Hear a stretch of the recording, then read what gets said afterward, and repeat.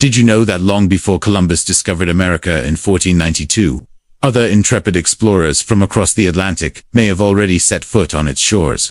Today, we're diving into the compelling, and often overlooked, story of the African explorers who might have reached the Americas centuries before the Europeans. This isn't just some wild theory. It's a fascinating narrative supported by historical accounts, archaeological finds, and cultural clues that challenge everything we thought we knew about transatlantic travel. So, let's set the stage. The idea that Columbus was the first is a cornerstone of Western history. But what if that story is incomplete? One of the most prominent proponents of the African presence theory was the late historian Ivan van Sertima. In his groundbreaking 1976 book, They Came Before Columbus, Van Sertima laid out a mountain of evidence suggesting that mariners from the Mali Empire in West Africa made voyages to the Americas.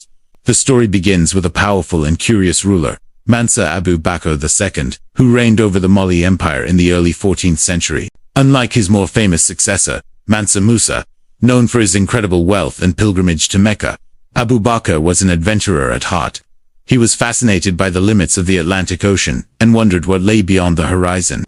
According to the Arab-Egyptian scholar al-Amari, who documented the history of the Mali Empire, Abu Bakr was obsessed with this question.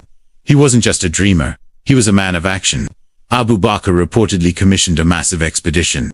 He equipped 200 ships with men, and another 200 with gold, water, and enough provisions to last for years. He instructed his captains not to return until they had found the other side of the ocean or had run out of food and water. A long time passed, and only one ship returned. The captain told a harrowing tale of his fleet being swept away by a powerful current, a river in the middle of the sea. He turned back, but the others were lost. Was Abu Bakr discouraged? Not at all. His curiosity was only piqued. Instead of giving up, he decided to lead the next expedition himself. In 1311, he handed over the throne to his brother Mansa Musa, and set out with a fleet of 1,000 ships, personally leading this grand voyage into the unknown. He never returned.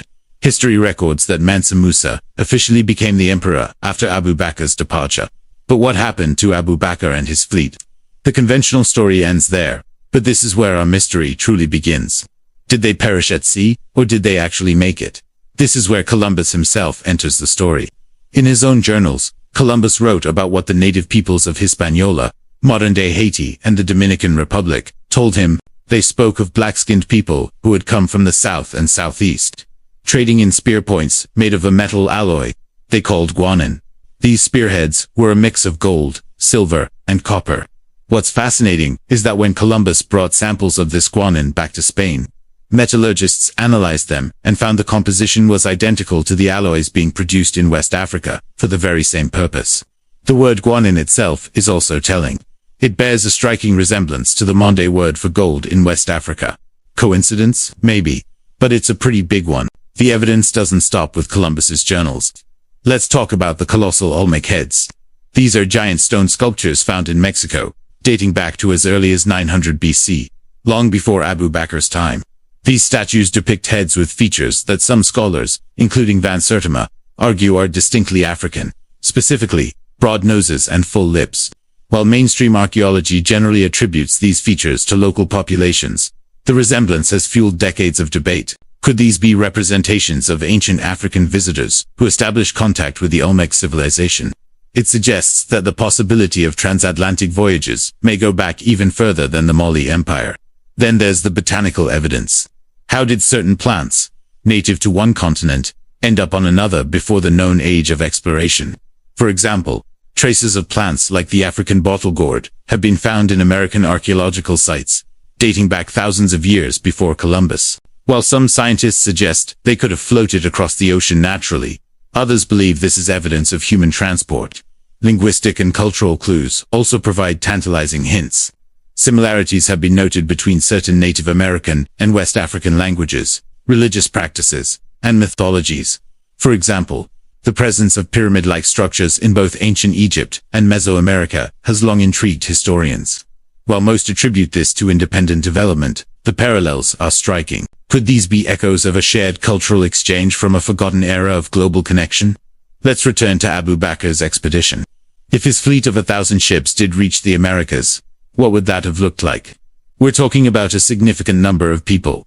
sailors, soldiers, scholars, and craftsmen. They wouldn't have just landed and disappeared.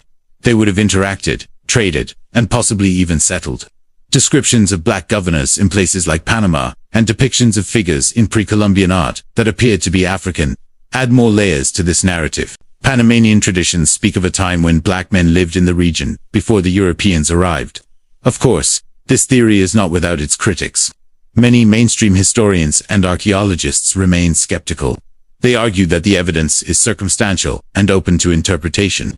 They point out the immense difficulty of a 14th century transatlantic crossing and argue that there is no definitive, undeniable archaeological proof, like a wrecked Malian ship or a settlement with West African artifacts found in the Americas. They suggest that similarities in art or culture could be coincidental or the result of a common human response to similar environments. The debate over the Olmec heads, for instance, is fierce.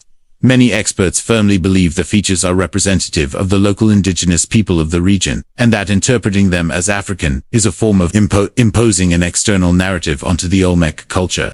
They argue that we should respect the Olmecs as a unique civilization, without needing to look for outside influence to explain their incredible achievements. But the purpose of exploring this theory isn't to diminish the achievements of Native American civilizations, or to definitively rewrite history books overnight. Instead, it's to open our minds to the possibility that the world was far more interconnected in the past than we've been led to believe. The story of Abu Bakr II represents a powerful what-if. It challenges the Eurocentric view of history that places Columbus at the center of the story of the Americas. It reminds us that great civilizations with advanced maritime technology and a powerful spirit of exploration existed all over the world, not just in Europe. The Mali Empire was one of the largest and wealthiest empires of its time. Is it really so far-fetched to believe that a civilization capable of such incredible feats of architecture, trade, and governance was also capable of crossing an ocean? Think about it. The Vikings reached North America around 1000 AD, nearly 500 years before Columbus. Their presence is now widely accepted history. Why is the idea of an African voyage so much more controversial? Perhaps it is because it fundamentally disrupts the narrative we've been told for centuries.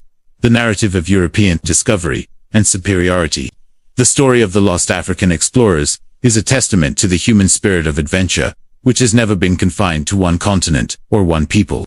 It encourages us to ask questions, to look for clues, and to piece together a more complete and inclusive picture of our shared global history. Whether Abu Bakr and his fleet made it to the New World or were lost to the Atlantic, their ambition and courage are undeniable. They dared to sail into the unknown, driven by pure curiosity. That, in itself, is a story worth telling and remembering. So, the next time you hear the story of Christopher Columbus, remember the possible voyages that came before. Remember Mansa Abu Bakr II, the Malian emperor who may have traded a throne for a chance to discover what lay beyond the horizon. The ocean holds many secrets, and the history of humanity is still being written, or rather, rewritten. Thanks for joining me on this journey into a fascinating and contested chapter of history. What do you think? Did African explorers reach the Americas before Columbus? Let me know your thoughts in the comments below.